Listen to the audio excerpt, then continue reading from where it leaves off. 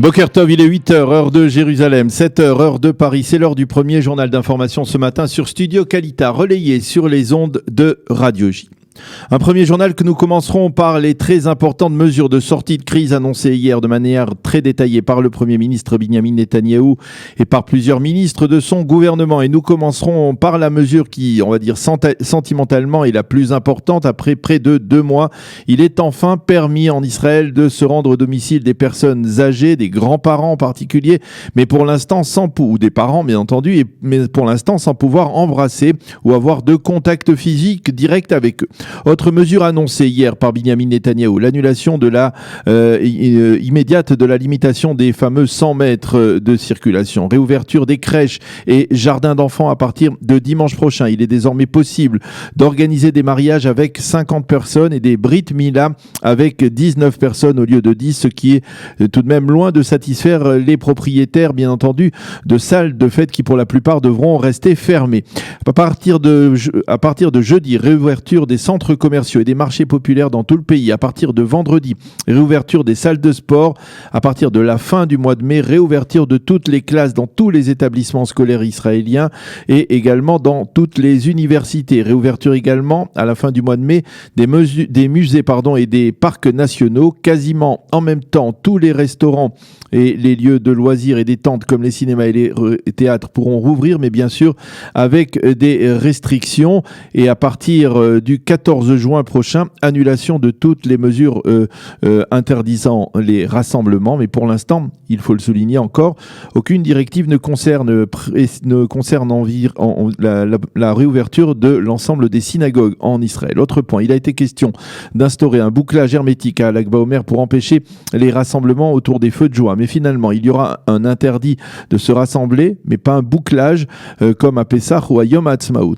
Il faut également souligner que l'on constate que le nombre de malades sérieux double, que si le Premier ministre a déclaré hier, que si le nombre de malades devait doubler tous les 10 jours, à savoir nous recenserons, à savoir que l'État d'Israël recenserait une centaine de malades contre 30 aujourd'hui, nous serions obligés de revenir en arrière. C'est ce qu'a déclaré le Premier ministre Binyamin Netanyahou hier soir. Durant cette intervention, Monsieur Netanyahou a également souligné qu'Israël était considéré dans le monde comme un modèle de gestion de la crise. Il s'en est félicité. Il a montré sur des graphes à quel point la situation d'Israël était bonne comparée à de nombreuses autres nations occidentales et en comparaison avec d'autres pays comptant eux aussi environ 10 millions d'habitants comme la Belgique ou la Suède qui ont été durement touchés, on le sait, par le coronavirus. Le Premier ministre a également affirmé que l'une des explications de ce succès dans la lutte contre le virus était la technologie empruntée au Shin Bet qui a permis de repérer rapidement les malades et les personnes ayant un contact avec eux. Et puis enfin, un autre point encourageant sur le plan économique, le Premier ministre a promis que le gouvernement allait venir en aide de manière plus efficace aux indépendants. Nous allons adopter l'approche américaine qui consiste à accorder une aide avant même de vérifier si les indépendants entrent dans les critères d'attribution, a dit le Premier ministre. Le ministre des Finances, Moshe Kahlon, qui est intervenu après Binyamin Netanyahou, a affirmé qu'Israël fera tout pour éviter une récession.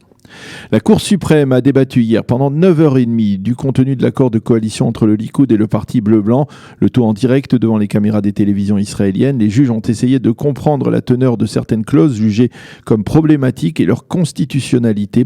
Ils ont interpellé tant les avocats du parti Likoud et du parti bleu-blanc que les plaignants qui contestent la légalité d'un tel accord. Le sentiment dominant après ces 2 jours de débat de la Cour suprême est que les juges vont éviter de remettre en cause la capacité de Binyamin Netanyahou de former le prochain gouvernement en dépit de ses inculpations, mais il devrait par contre réclamer des modifications dans certaines clauses de l'accord de coalition.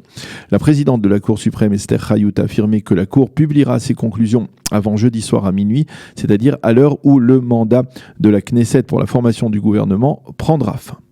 Hier soir, lors de son intervention à propos de la sortie de crise, M. Netanyahou a affirmé que si la Cour suprême devait s'immiscer dans les affaires politiques, dans les termes de la coalition gouvernementale, la probabilité de 4e élection augmenterait. Parallèlement, la Knesset a poursuivi ses travaux en vue de voter en seconde et troisième lecture à partir d'aujourd'hui des amendements aux lois fondamentales qui doivent permettre de mettre en place l'accord de coalition. On estime que c'est jeudi que le Premier ministre recevra du président Rivlin le mandat pour former son gouvernement, c'est-à-dire à la dernière minute.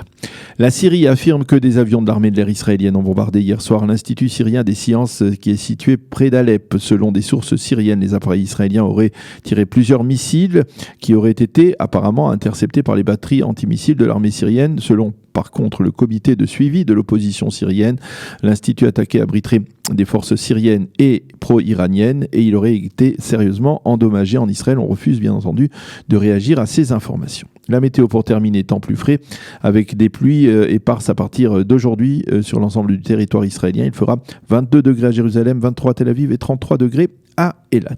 C'est la fin de ce premier journal d'information.